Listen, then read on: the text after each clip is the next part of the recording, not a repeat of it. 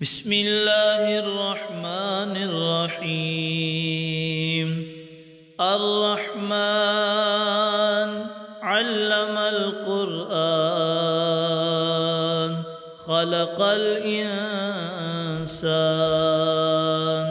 علمه البيان الشمس والقمر بحسبان والنجم والشجر يسجدان والسماء رفعها ووضع الميزان ألا تطغوا في الميزان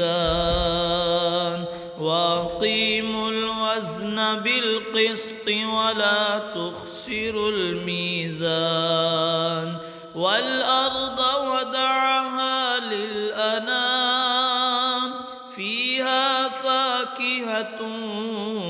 والنخل ذات الأكمام والحب ذو العصف والريحان فبأي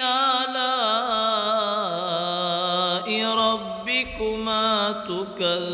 تكذبان خلق الإنسان من صلصال كالفخار وخلق الجان من مارج من نار فبأي آلاء ربكما تكذبان رب المشرقين ورب المغربين فبأي آلاء ربكما تكذبان مرج البحرين يلتقيان بينهما برزخ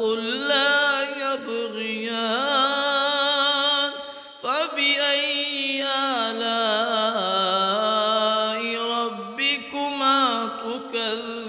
تكذبان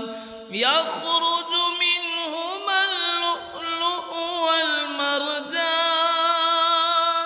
فبأي آلاء ربكما